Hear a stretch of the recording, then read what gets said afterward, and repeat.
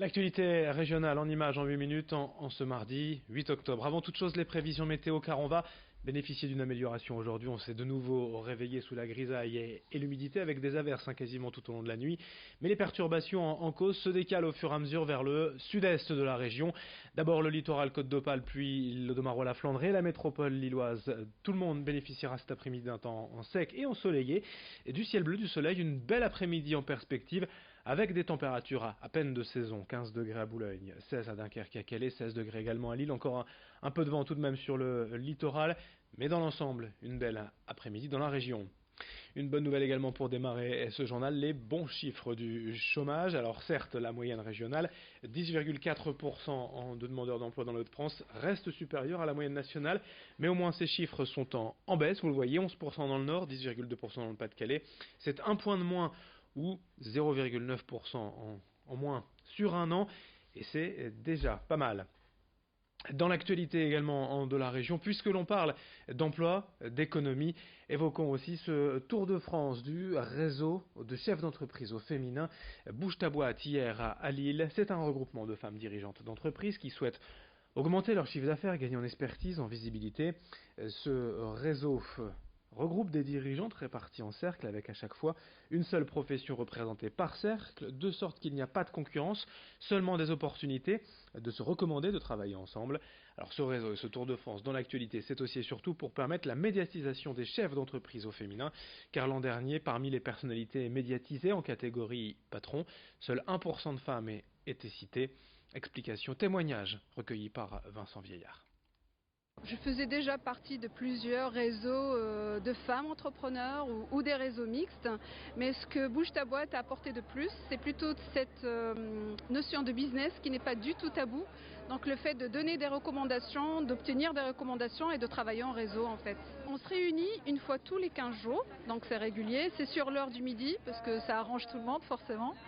Le déroulement d'une réunion, généralement, c'est entre 2 heures de réunion et c'est un déroulement classique, toujours la même chose, entre le fait de se présenter, donc ça permet entre autres de roder un petit peu sa présentation, la façon de faire son pitch, de ressortir les points forts de son métier.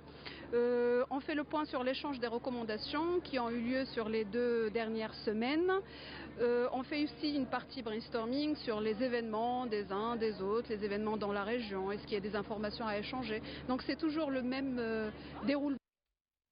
L'actualité sociale également dans ce journal. Hier en France et dans la région, la grève lancée par le syndicat national des infirmiers de bloc opératoire. Ils réclament une meilleure considération de leur travail via notamment des hausses de salaire, mais aussi ils craignent que les récentes mesures annoncées par la ministre de la Santé en réponse à la crise des urgences ne viennent toucher à leur domaine de compétences. Les infirmiers de bloc de Lille, Dunkerque, Boulogne et Saint-Omer étaient ainsi rassemblés hier pour manifester. On écoute l'une de ces infirmières de bloc par téléphone.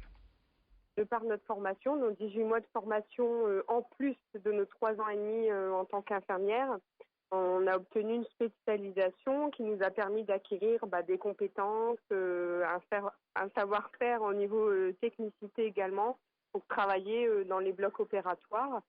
Et en fait, avec toutes les réformes qui sont d'actualité, avec les urgences, avec plein d'autres choses, on veut avoir l'exclusivité de notre profession. On n'a pas été reconnu, que ce soit d'un point de vue salarial ou d'un point de vue professionnel par rapport à cette exclusivité de fonction qu'on a acquérie en plus pendant nos 18 mois de spécialisation. Dans l'actualité régionale et également dès le 1er janvier prochain, la région Hauts-de-France offrira la carte grise à tous les acquéreurs d'un véhicule propre, non polluant, c'est-à-dire les voitures électriques, hybrides, roulant à l'éthanol ou au GPL. C'est un coup de pouce économique comme une incitation à un comportement plus écologique. Le Conseil régional espère ainsi voir le nombre de véhicules propres augmenter dans les mois à venir car pour l'instant leur part reste franchement restreinte dans la région. C'est un comportement d'achat à changer. Pour ça, il faut une incitation des pouvoirs publics, comme l'estime Jean-Pierre Bataille, vice-président du Conseil régional, qui évoque la mesure au micro de Florine Curec. On pense que de toute façon, le comportement de la population, ce sera de procéder à de plus en plus d'acquisitions de véhicules propres. Voilà. Et donc, nous serons en capacité chaque année de voir un peu le bilan d'action. Aujourd'hui, sur à peu près 1 100 000 immatriculations en Hauts-de-France, nous avons encore modestement que 25 000 immatriculations de véhicules propres. Vous voyez, donc ça fait 2,5% du parc automobile. Voilà, mais on est convaincu que dans les années qui viennent, et de toute façon, avec la volonté de zéro émission de gaz à effet de serre en ce qui concerne les véhicules à 2040, la population y viendra de plus en plus vite. Alors autant les inciter en leur disant, en plus, pas de carte grise.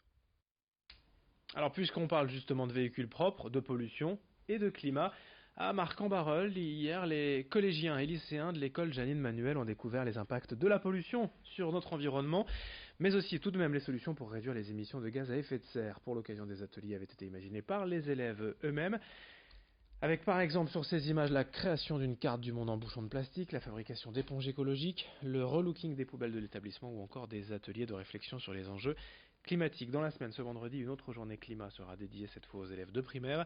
Une manière de sensibiliser tous les enfants aux questions environnementales. Explication quant à l'importance de s'ouvrir ainsi sur le monde. Au micro d'Edil Gunaï.